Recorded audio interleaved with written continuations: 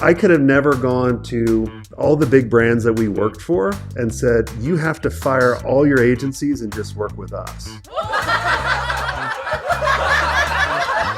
We started out really small, like with Crystal Springs. We start off designing little banner images that go on the side of their trucks. We were a digital agency, but we did that in order to, hey, let us show you how fast we are. Same thing with, Lotus Cars. We started off doing something very small for them in order to become the agency of record.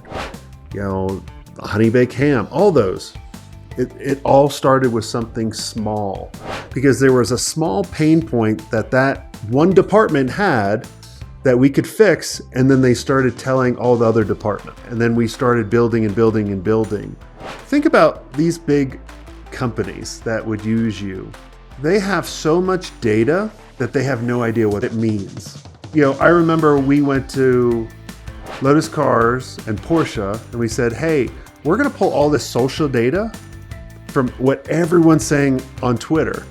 And we're gonna tell you the keywords around your branding of like how you should position your branding, right? So Lotus was trying to talk about handling performance, but everyone in their right mind was talking about and related that to Porsche. So Lotus needed to figure out something different. And so that's when we started positioning driving experience for Lotus rather than handling, which was Porsche. So if you could do that around, the paid of going, hey, here's what these 5 different brands that you're going at or that are competing with you are doing, and here's your opportunity. And we always did mind mapping.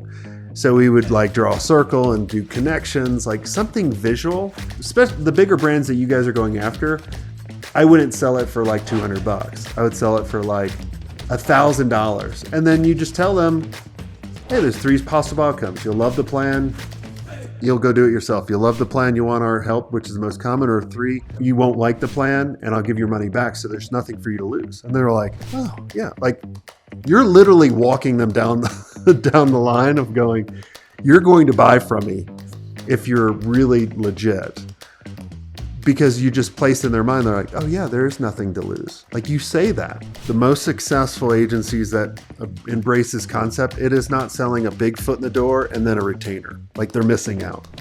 It has to be something the foot in the door needs to be something that you build with them in an hour or 2 hours.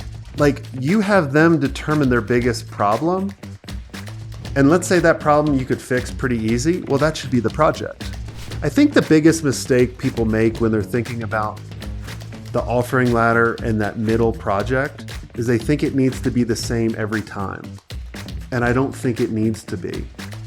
Once you determine in the blueprint what's the biggest problem, then you customize that project. It should be one-off.